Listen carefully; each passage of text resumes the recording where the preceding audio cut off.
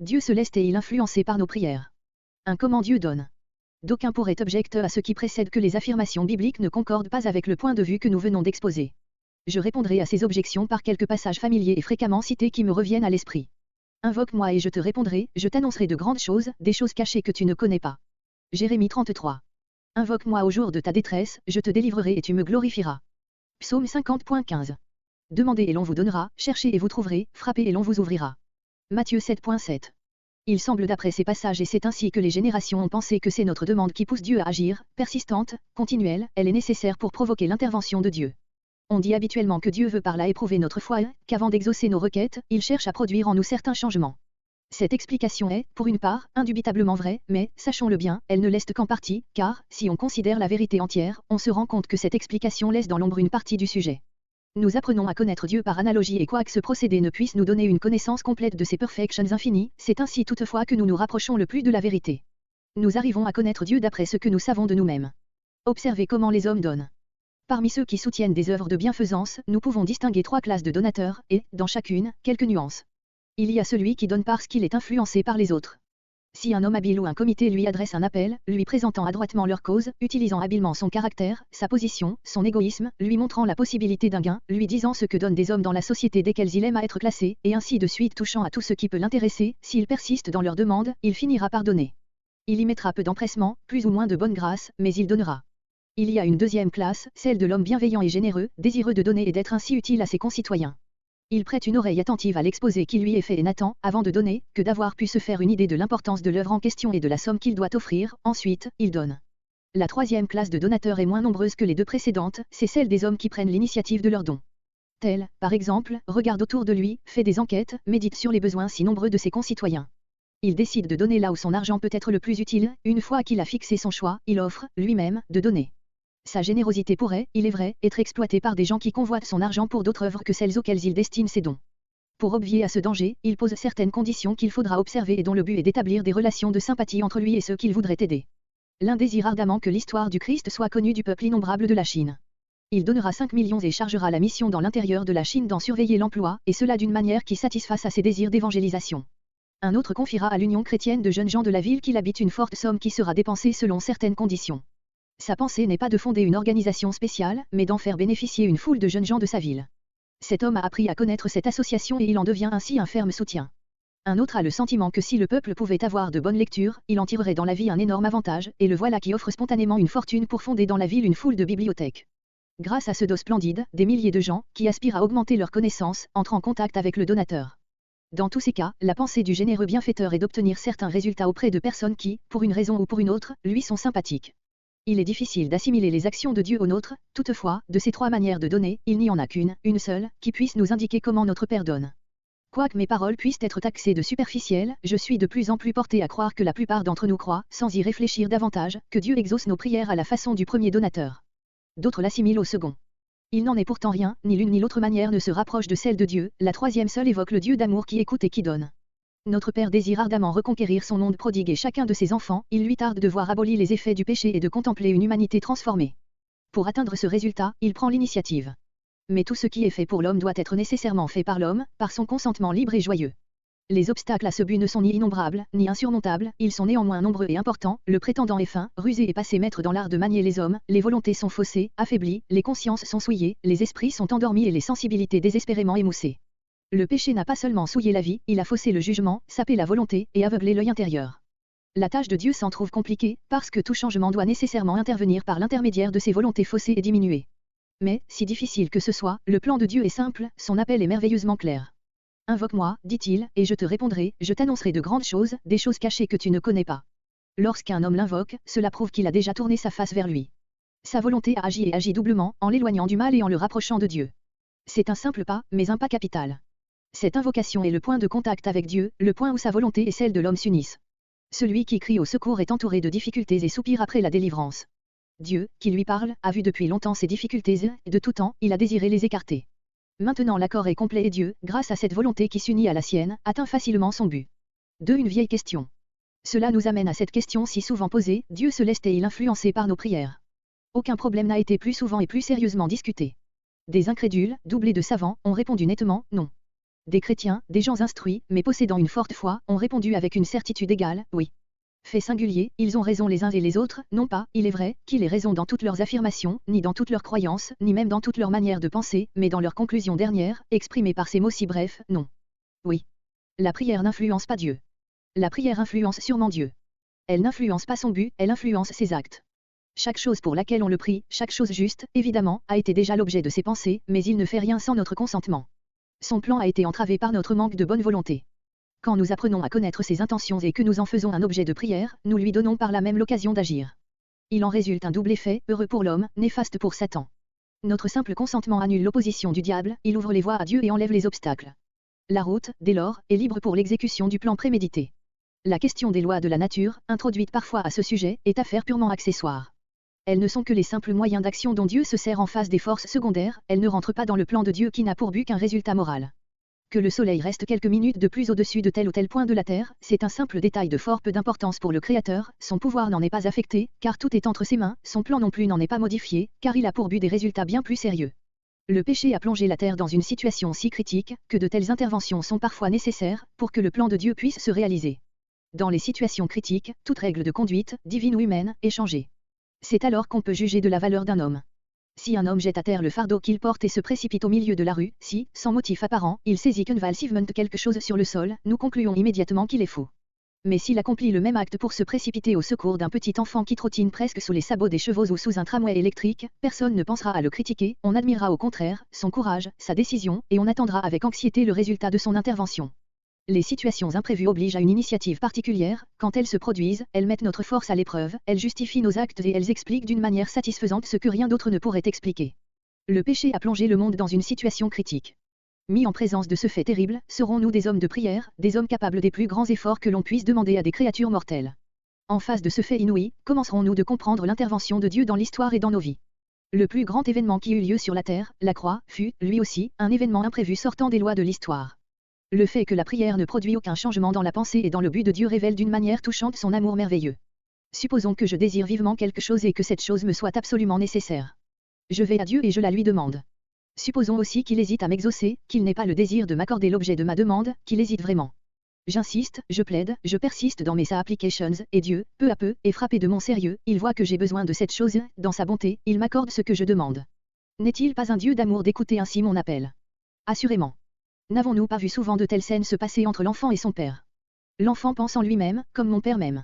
Il m'a donné ce que je lui ai demandé. Mais supposons que Dieu pense sans cesse à moi. Dans son cœur, il forme des plans d'amour pour moi, il a le vif désir de me donner une grande part de ce qu'il possède. Cependant, dans sa sagesse, il ne me la donne pas, parce que je ne connais pas mes propres besoins. S'il me donnait ce qu'il a décidé de m'accorder avant que j'en ai compris la valeur et senti le besoin, je pourrais en abuser. Mais, dès que j'apprends à connaître mes besoins et la valeur des grâces divines, Dieu se réjouit de cet heureux changement en moi et il s'empresse de répondre à mes prières. Dites-moi, un tel Dieu n'est-il pas plus digne d'adoration que le premier? Jésus a dit, votre Père connaît vos besoins avant que vous les formuliez. Dieu est un Père. Il a pour le monde un amour paternel, on pourrait même dire un amour maternel. Il sait tout ce dont nous avons besoin, et il a décidé d'avance de nous le donner. Pour moi, la grande question, quand je demande un exaucement personnel, est celle-ci, est-ce que je connais ce qu'il sait me manquer? Est-ce que je pense à ce qu'il estime m'être nécessaire? Souvenez-vous aussi que Dieu est plus consacré à son plan d'amour que le plus sage, le plus aimant des pères que nous connaissions. Une mère pense aux besoins de son enfant, à la nourriture, aux petits plaisirs, au luxe même. Ainsi fait Dieu à notre égard, mais il est plus aimant et plus sage que le meilleur d'entre nous. J'ai souvent pensé que si Dieu venait à me dire, je désire te donner quelque chose comme preuve spéciale de mon amour, parce que je t'aime, que désires-tu avoir? Je lui répondrais, mon Dieu, choisis. Je choisis ce que tu choisiras. Il pense à moi, il sait à quoi je pense, il connaît mes plus grands désirs et son amour est si grand, qu'il choisirait quelque chose de plus beau que ce que j'aurais souhaité. Tel est notre Dieu. La prière ne change pas, ne peut pas changer un Dieu si bon. Pour toute chose juste et bonne nous pouvons recourir à lui, car il a déjà décidé de nous l'accorder, mais la prière ne modifie pas la volonté de Dieu, il ne peut donner contre notre volonté, et notre consentement, exprimé par notre demande, lui fournit seulement l'occasion de faire ce qu'il avait déjà décidé. 3. La plus belle prière. Il y a une prière par excellence, la plus belle que l'on puisse adresser à Dieu, c'est la base de toute vraie prière, l'aliment de toute application inspirée par l'Esprit. Jésus lui-même nous la donne, c'est la seule qu'il nous laissa. Elle est courte, mais puissante, 4 mots, ta volonté soit faite. Recueillons-nous et approfondissons le sens de cette parole, que sa force, son essence, entre dans nos cœurs et les remplisse. Ta volonté, celle de Dieu. Premièrement, Dieu est sage, il possède toute la force intellectuelle, toute la pénétration, toute la sûreté de jugement que nous puissions concevoir. Deuxièmement, il est fort, avec tout ce que ce mot implique de puissance et de pouvoir irrésistible. Troisièmement, il est bon, pur, saint, et nous pouvons donner à ces mots toute la force que nous leur attribuons quand nous les appliquons à ceux que nous connaissons intimement. Enfin, il est aimant, ou plutôt, car l'adjectif est insuffisant, il est amour, il personnifie l'amour. Et sachez que nous ne connaissons pas le sens de ces mots, la meilleure définition que nous en donnions, la meilleure représentation que nous nous en fassions, même dans nos rêves, n'en donne qu'une pâle idée. Nous ne comprenons pas le sens intime de ces mots, car ils signifient infiniment plus que nous ne pouvons le supposer. Leur sens dépasse de 1000 coudées notre entendement. Et pourtant, malgré toute sa perfection, ce Dieu sage, fort, bon et amour est notre Père, nous lui appartenons. Père tendre, berger fidèle, il nous conduit avec amour. Nourris de sa main paternelle, nous sommes à lui pour toujours. Nous sommes ses enfants de par la création et par une nouvelle création en Jésus-Christ. Il est notre Père, par sa propre volonté. Voilà le sens de ta, un Dieu sage, fort, pur, amour, qui nous tient lieu de Père et de Mère, un Dieu qui est notre Dieu. Ta volonté. La volonté de Dieu, ce sont ses désirs, ses plans, l'œuvre dont il souhaite l'achèvement et à laquelle il prête sa force pour qu'elle s'achève. La terre est sa création, les hommes sont ses enfants. Comme le font des parents prudents et aimants, Dieu sait, lui aussi, consacrer lui-même à tous, pensant à chaque créature humaine, faisant des plans pour l'humanité entière, pour chaque homme, pour la terre elle-même. Son plan est le plus sage, le plus pur, le plus généreux qui se puisse imaginer, et plus encore. Il s'empare de toute notre vie, de chacun de ses détails. Rien n'échappe à sa vigilance, car elle est étayée sur l'amour. Qu'est-ce qui peut être aussi vigilant, aussi clairvoyant que l'amour? La haine, son contraire, est ce qui y réussirait le mieux. Ce sont toujours les extrêmes qui se touchent. Toutefois, pour ce qui est de la vigilance, la haine ne peut pas toujours rivaliser avec l'amour. La santé, la force, le foyer, ceux qu'on aime, l'argent, les conseils, la protection, les choses nécessaires à notre vie, des attentions auxquelles pense toujours l'amour, les services, tout cela est compris dans la pensée d'amour que Dieu nous consacre. Telle est sa volonté, qui se modifie suivant notre obéissance et que les circonstances de la vie transforment à leur tour. La vie est comme un écheveau embrouillé et Dieu, dans sa patience infinie, travaille habilement à le démêler et à tirer le meilleur parti possible de ce fouillis de fils. Ce qui nous semble absolument parfait l'est rarement dans la réalité, ce qui est très bon en soi-même n'est en général pas excellent dans toutes les circonstances et surtout quand des vies humaines sont en jeu. Dieu a une habileté extraordinaire, une patience illimitée et un amour sans bornes. Il est sans cesse occupé à utiliser chaque circonstance pour en tirer le meilleur résultat possible. Il pourrait souvent faire plus et ce plus, le faire dans un temps beaucoup plus court, si nos volontés étaient plus flexibles. Nous pouvons nous abandonner à lui, sans arrière-pensée, même dans la nuit où l'on ne peut rien voir. Et cette confiance doit être de la confiance, non une épreuve, là où on se confie, on ne met pas à l'épreuve, car là où on met l'épreuve il n'y a pas de confiance. Si vous priez ainsi, c'est que vous vous confiez en Dieu. Voilà ce qu'il est, ce qu'est sa volonté et voilà la signification des prières que nous lui offrons. Ta volonté soit faite. La volonté d'un homme est l'homme agissant dans les limites de son pouvoir. La volonté de Dieu, pour l'homme, est Dieu lui-même agissant dans les limites de notre coopération. Le verbe est employé au passif, mais le mot soit contient en lui-même une idée d'action. Il faut l'aide du verbe être pour exprimer le sens passif de tout verbe actif, de même il faut une volonté intensément active pour transformer ce passif en action humaine. La plus grande force se révèle en s'aidant intelligemment. Dans ce cas, la prière exprime le parfait consentement d'un homme à ce que la volonté de Dieu se fasse en lui et par lui. Un homme ne perd pas sa volonté sans cesser d'être homme. Ici, au contraire, ne sachant se soumettre, il rend sa volonté aussi forte qu'elle peut être, aussi forte qu'un barreau d'acier, aussi ferme que le chêne vigoureux dont la force est si grande qu'il s'incline et plie au vent. Il emploie ensuite toute cette force à devenir passif devant une volonté plus haute, même si le but de cette dernière n'est pas clair à son intelligence limitée. Ta volonté soit faite, c'est-à-dire accomplie, réalisée. Le mot fait indique une action parachevée, finie. Sa volonté soit entièrement accomplie, dans tout son ensemble, dans tous ses détails.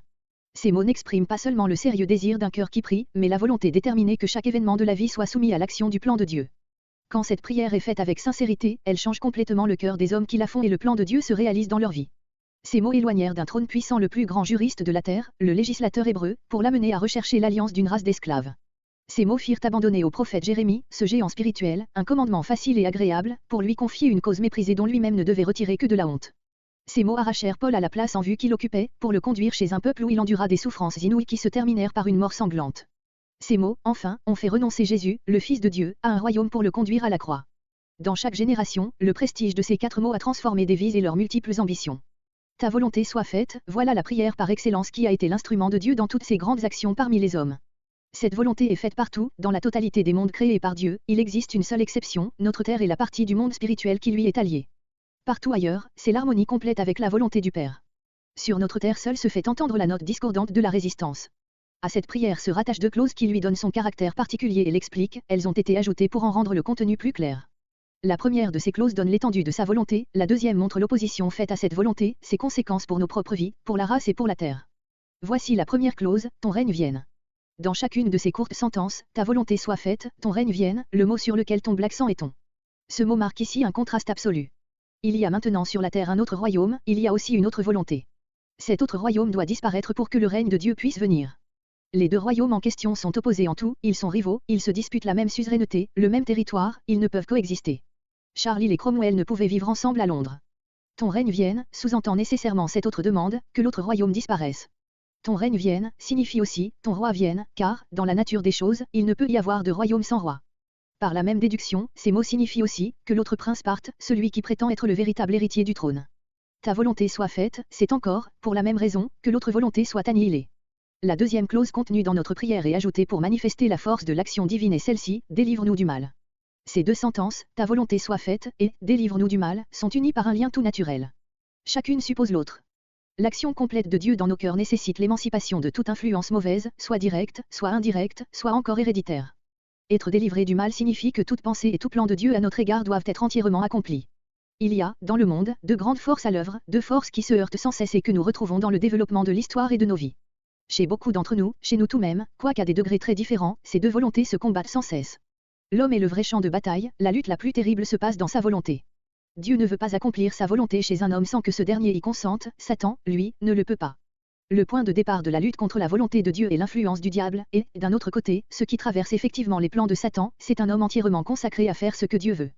La prière par excellence commence donc par parcourir tout le champ de bataille, elle y atteint ensuite le centre pour finalement s'attaquer à l'ennemi. Cette prière, la voici, ton règne vienne. Ta volonté soit faite. Délivre-nous du mal. Toute prière véridique que nous offrons au maître dérive de ces paroles si simples et si compréhensives. Et cette supplication peut être adressée, et de fait adressée à Dieu sous 1000 formes, avec une infinité de détails. Elle est la prière par excellence, parce qu'elle est une prière universelle, elle comprend toutes les autres demandes, car la volonté de Dieu embrasse tout ce qui est l'objet d'une véritable prière. Elle est la prière par excellence, à cause de son intensité, elle frappe au cœur l'ennemi de Dieu.